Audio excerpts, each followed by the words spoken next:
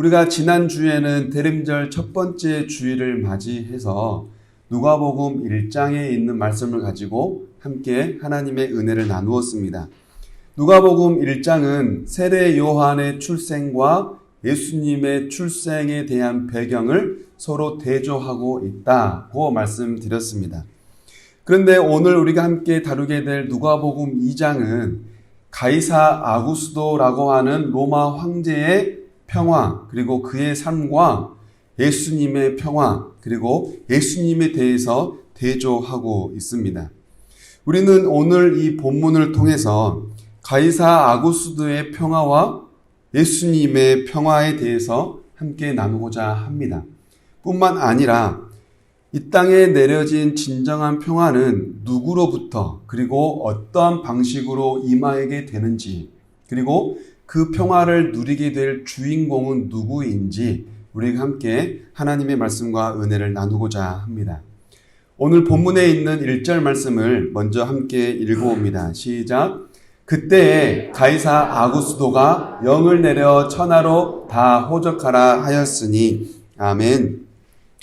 그때라고 할 때 여기서 말하는 그라고 하는 것은 전에 천사가 나타나서 아들을 낳게 될 것이다 라고 하는 그 천사의 예언, 바로 그 소식을 말합니다.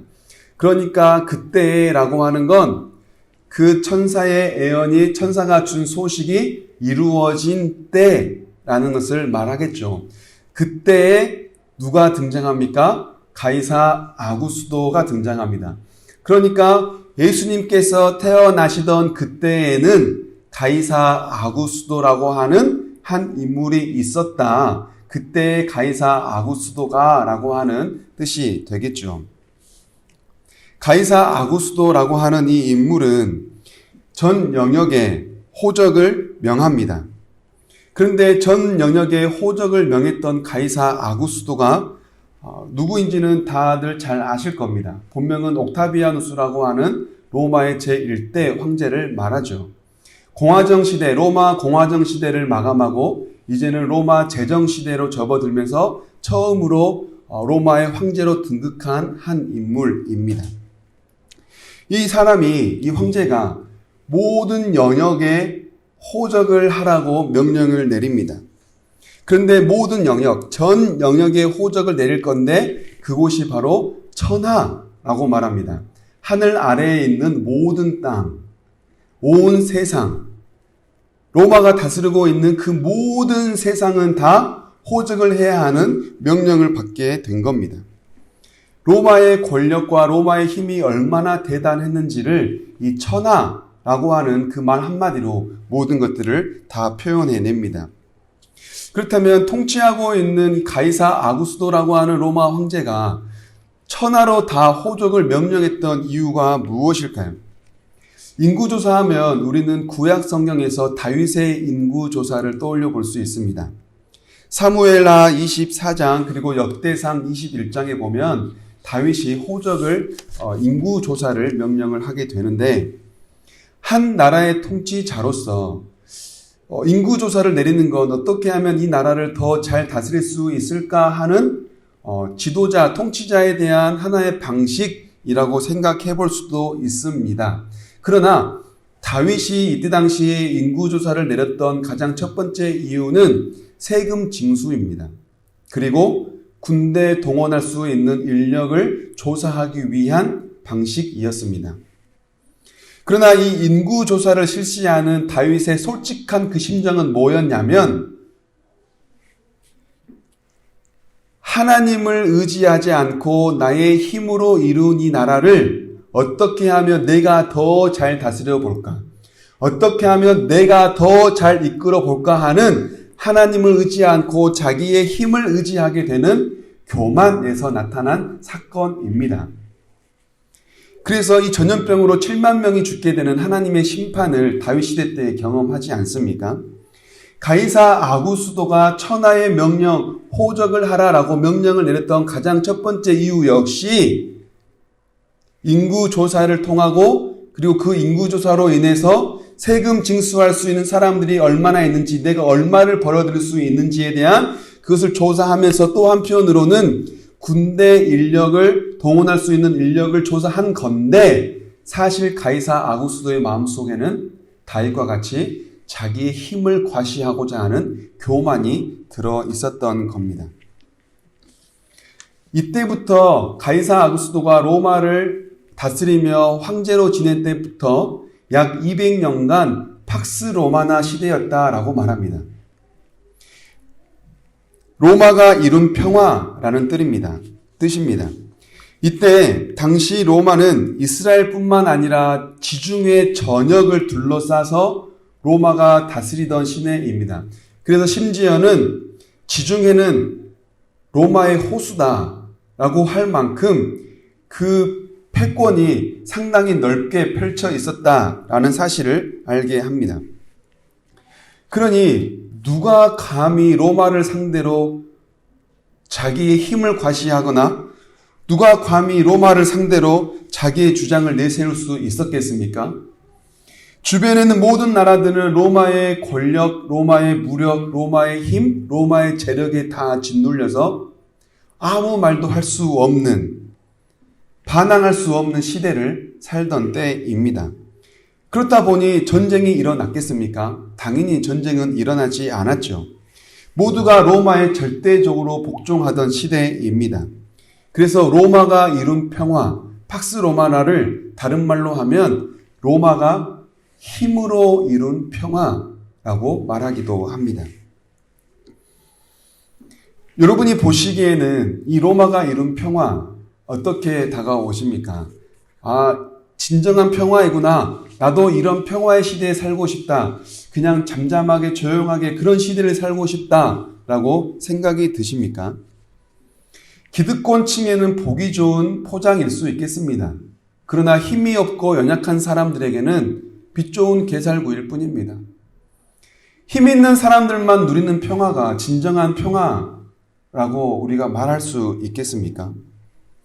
이렇듯 예수님께서 태어나던 당시 가이사 아구스도라고 하는 그 황제로 인해 모든 나라들이 평화를 지내는, 평화 아닌 평화를 지내는 그 시기에 예수님께서 태어나는 그 상황을 맞이하게 되었다라고 우리는 이 일절을 통해서 확인을 하게 됩니다. 오늘 본문에 있는 14절의 말씀을 함께 읽어봅니다. 시작. 지극히 높은 곳에서는 하나님께 영광이요 땅에서는 하나님이 기뻐하신 사람들 중에 평화로다. 아멘. 예수님께서 태어나신다라고 하는 소식이 온 천하에 알려지자 천사들이 나타나 찬양하기 시작합니다. 지극히 높은 곳에서는 하나님께 영광이요 땅에서는 하나님이 기뻐하신 사람들 중에 평화로다. 처녀 마리아에서 구원자 예수님이 태어나신 이 사건, 하나님께서 이루신 이 모든 일이 일어나니 하나님께 영광입니다. 그 하나님의 영광이 나타나니 이 땅에는 평화가 가득합니다. 라고 천사들이 찬양을 합니다. 여기서 말하는 평화, 이 천사들이 찬양한 이 평화는 전쟁이나 싸움이 끝난 뒤에 찾아오는 평화가 아닙니다. 힘으로 쟁취하여 얻을 수 있는 평화가 아닙니다. 강한 자들에게 짓눌려 적막하게 흐르는 그 고요한 평화가 아닙니다. 이 평화는 헬라어로 에이레네라고 말합니다. 그리고 이 에이레네는 에이로라고 하는 원어의 말을 가지고 있습니다. 그리고 이 에이로라고 하는 말은 결합하다라고 하는 뜻이 있습니다. 그러니까 이 뜻에 비추어 볼 때 에이레네라고 하는 이 평화는 하나됨을 의미합니다. 여기서 말하는 평화가 가지고 있는 궁극적인 목표는 관계 지향입니다. 모든 관계 속에 하나가 이루어지는 것, 이것이 평화라는 뜻을 가지고 있습니다. 하나님께서 기뻐하신 사람들 중에 평화가 임한다라고 하는 이 말의 뜻은 곧 하나님과 인간이 결합되는, 하나가 이루어지는 관계로 회복되고 다시 건강하게 나아지고 보시기에 좋았더라라고 하는 그 모습으로 다시 살아나게 되는 것, 그것이 곧 평화다라고 하는 뜻을 가지고 있습니다. 구원자 예수님을 통해 다른 누군가가 아니라 오직 예수 그리스도를 통해 하나님과 인간이 하나가 되는 이 모습, 이것을 평화라고 표현을 한 겁니다. 또한 이 평화는 하나님과 인간, 완전하신 하나님과 죄인된 인간이 하나 되는 평화만을 말하는 것이 아닙니다. 사람과 사람 사이, 그리고 내 자신과 내 자신의 관계, 그리고 하나님께서 지으신 모든 피조물의 관계가 평화, 하나됨, 이것이 곧 평화다라고 말하는 겁니다. 그러니까 하나님이 우리에게 주시고자 하는 평화는 어느 한 누구에게만, 그리고 나 혼자만, 그리고 어느 한 부분에서만 평화로운 것이 아니라 하나님이 지으신 온 세계, 온 우주, 모든 만물이 하나가 이루어지는 평화를 의미합니다. 그렇다면 이 평화는 어떻게 이루어질 수 있을까요? 예수님께서 태어나자 예수님께서 누우신 곳은 구유입니다. 가축의 여물통이죠. 가축들이 먹을 수 있는 먹이가 담겨있는 밥통에 불과합니다. 예수님께서는 가축의 여물통을 자기의 생애 첫 침대 삼아 누웠습니다. 아무도 쳐다보지 않는, 아무도 누우려고 하지 않는, 빛도 없고 냄새나고 더러운 그 구유통에 예수님은 누우셨습니다. 이 세상에서 가장 낮은 곳을 선택하신 겁니다. 로마 황제들은 화려하고 편안한 침대에 누워 자기의 힘을 가지고 이 세상의 평화를 이루었습니다. 그러나 우리 예수님께서는 짐승의 여물통에 누워 이 세상의 참 평화를 이루게 하셨습니다. 무엇을 의미합니까? 예수님께서 이 땅의 평화를 이루신 방식은 섬김이라는 사실을 우리에게 깨우쳐 줍니다.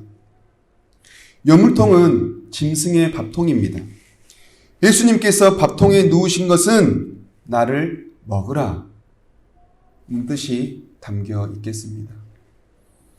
예수님께서는 제자들에게 자기의 살과 피를 나눠주시면서 너희는 이것을 먹으라고 명령하셨습니다.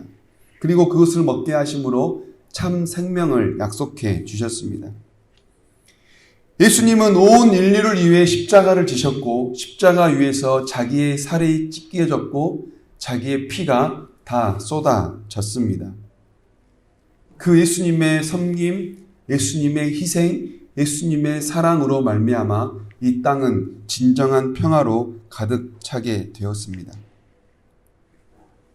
오늘 본문에 있는 3절과 7절 말씀을 우리 함께 읽어봅니다.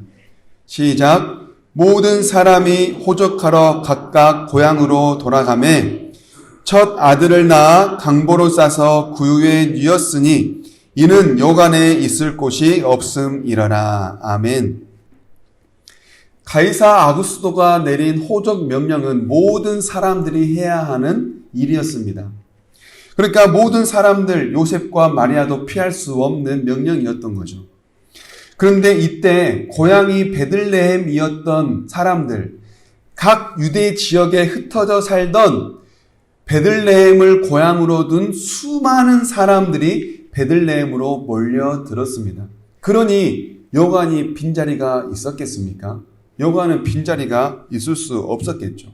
많은 사람들로 붐빈 결과 너무나 많은 인파가 베들레헴에 몰리게 되었습니다.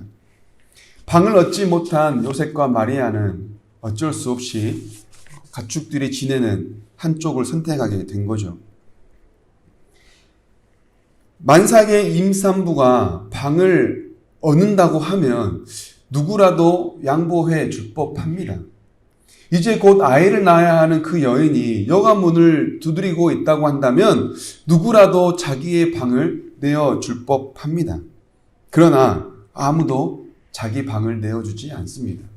아무도 자기의 소유를 내주지 않습니다. 아무도 관심을 갖지 않습니다. 아무도 예수님을 맞이하지 않습니다. 수많은 사람들이 몰린 그곳이지만 그 수많은 사람 중에 단 한 사람도 예수님을 맞이하지 않았다는 겁니다. 이처럼 사람들에게 환대받지 못하는 예수님의 태어나심, 수많은 사람들이 있지만 그 중에 단 한 사람도 예수님에게 자리를 양보하거나 예수님의 태어나심을 맞이하지 않은 그 순간, 한편에서는 또 다른 사건이 나타납니다. 오늘 본문 10절과 12절 말씀, 10절부터 12절 말씀 함께 읽어봅니다. 시작. 천사가 이르되 무서워하지 말라. 보라, 내가 온 백성에게 미칠 큰 기쁨의 좋은 소식을 너희에게 전하노라. 오늘 다윗의 동네에 너희를 위하여 구주가 나셨으니 곧 그리스도 주시니라. 너희가 가서 강보에 쌓여 구유에 뉘어 있는 아기를 보리니 이것이 너희에게 표적이니라 하니라. 아멘. 밤새 양떼를 지키던 목자들에게 한 천사가 나타납니다. 그리고 큰 기쁨의 좋은 소식을 전할 것인데 그 큰 기쁨의 좋은 소식은 무엇이냐면 온 백성을 구원을 이루게 할 그 왕이 오신다라는 소식입니다. 가이사 아구스도의 명령, 호적 명령은 온 천하에 임한 소식이라고 해도 로마가 다스리는 나라에만 국한되는 소식입니다. 그러나 예수님께서 태어나신다고 하는 온 백성에게 미치게 될 이 소식은 어느 한 나라에게만, 그리고 어느 한 부분에게만, 그리고 어떤 한 사람에게만 임하는 소식이 아니라 하나님께서 지으신 모든 백성, 그야말로 온 세계에 임하는 기쁨의 좋은 소식이 되는 것을 말씀합니다. 사실 가이사 아구스도가 전한 소식은 결코 좋은 소식이 아니었습니다. 호적을 명하라는 소식은 자기의 힘을 과시하는 소식일 뿐만 아니라 많은 사람들을 괴롭히고 시달리게 하는 소식이었습니다. 실제적으로 사도행전 5장 37절에 보면 갈릴리 사람 유다가 등장합니다. 이 유다는 열심당원이었습니다. 그때 당시에 열심당이라고 하는 이 집합은 어떤 집합이냐면 힘으로 자기의 힘을 과시하는 로마에게 폭력으로 투쟁하는 그 집합 그룹이 이 열심당이었습니다. 그런데 그들이 투쟁하는, 폭력으로 시위하던 한 사건이 있었는데 그게 바로 무엇이냐면 로마가 유대인들에게 호적하라라고 명령했을 때 나타난 하나의 투쟁이었습니다. 그러니 그때 당시에는 열심당이라고 하는 이 사람들 뿐만 아니라 많은 사람들이 그 호적 명령을 탐탁치 않게 여겼다는 말을 우리에게 알게 해줍니다. 그러나 예수님께서 왕으로 태어나신다라고 하는 이 기쁨의 소식은 모든 사람들에게 기쁨이 줄 소식이요, 모든 사람들에게 감사와 설레는 마음을 가지게 하는 충분한 소식이 되었다라는 겁니다. 그렇다면 왜 목자들에게 다윗의 동네에 구주가 태어난다는 소식이 기쁨의 소식이 된다고 천사는 말하고 있을까요? 기다렸기 때문입니다. 다윗의 동네에 구주가 태어나기를 사람들은 기다렸기 때문입니다. 목자뿐만 아니라 로마의 힘에 짓눌려 평화 아닌 평화를 지내는 사람들은, 모든 그 사람들은 진정한 평화가 이 땅에 임할 수 있도록 그때가 오기를 기다렸기 때문입니다.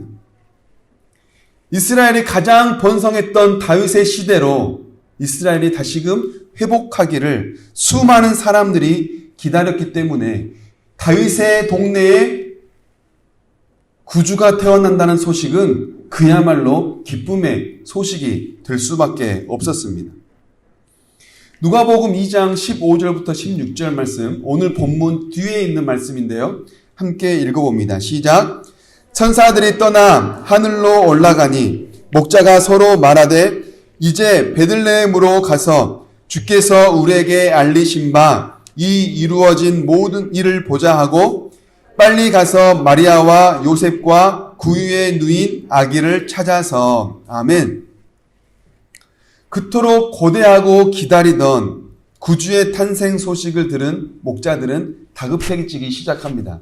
서로 웅성거리면서 말을 나눕니다. 우리 빨리 가보자. 빨리 가서 그 구주를 찾아보자. 구유에 누워있는데 천에 쌓인 아기라고 하는데 그 아이를 빨리 가서 찾아보자. 목자들은 그 예수님을 찾아 나서게 됩니다.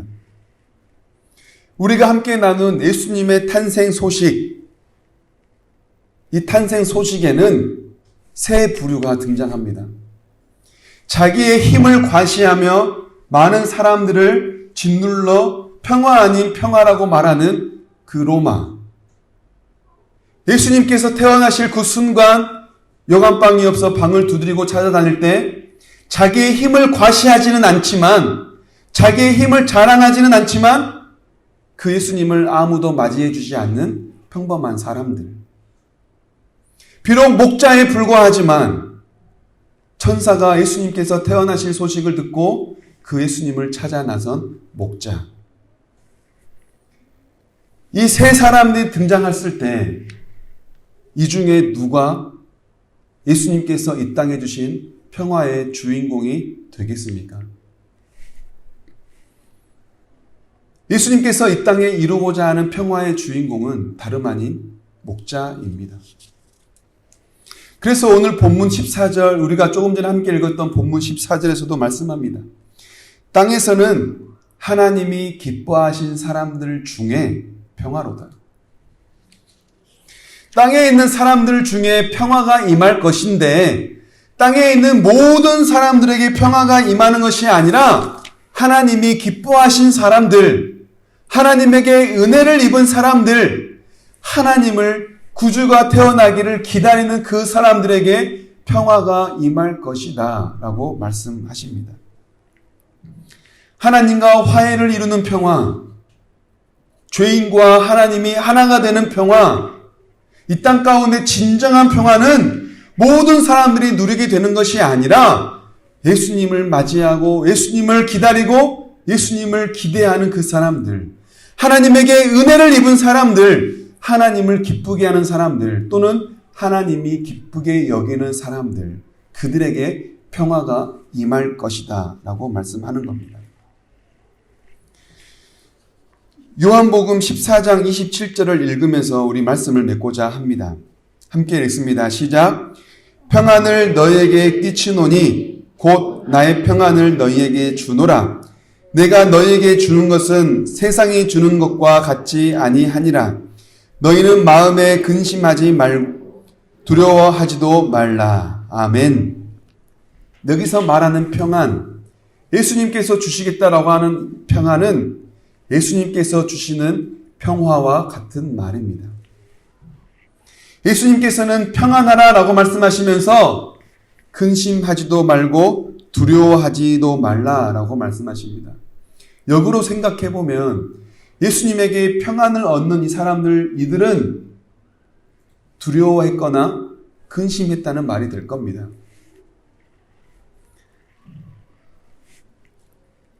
평안이라고 하는 것, 두려움이 없는 것 아닙니다. 평안이라고 하는 것, 근심이 없는 것이 아닙니다.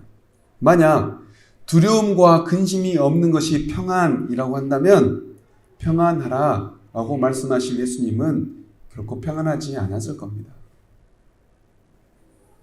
주님께서 우리에게 주시고자 하는 평안이라고 하는 건 근심과 두려움을 넘어서 그 모든 것을 덮어버리는 평안입니다. 근심과 두려움까지도 이겨버리는 것, 그것이 곧 주님께서 우리에게 주시고자 하는 진정한 평안입니다. 하나님의 자녀로 하나님의 나라를 이루는 사람들, 예수님의 십자가를 내가 짊어지겠다고 예수님을 따르는 사람들에게 두려움과 근심이 어찌 없겠습니까? 십자가를 지지 않겠다고 한다면 여러분 평안도 없습니다. 그러나 십자가를 지겠다고 결단할 때 우리가 그 두려움을 감당할 수 있는 이유는 예수님을 통해 진정한 평안이 우리에게 임하기 때문입니다. 요한복음 16장 33절에서 주님은 말씀합니다. 이것을 너희에게 이르는 것은 너희로 내 안에서 평안을 누리게 하려 함이라. 세상에서는 너희가 환난을 당하나 담대하라. 내가 세상을 이기었노라.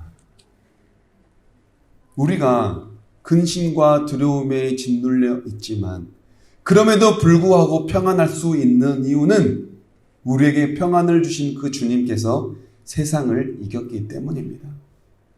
세상을 이기신 주님이 주시는 참 평안으로 두려워할지라도 평안하는, 근심 가운데 있을지라도 평안하는, 두려움 가운데 있을지라도 그 주님이 주시는 참 평안을 누려 살아가는 저와 여러분 모두가 되기를 간절히 바랍니다.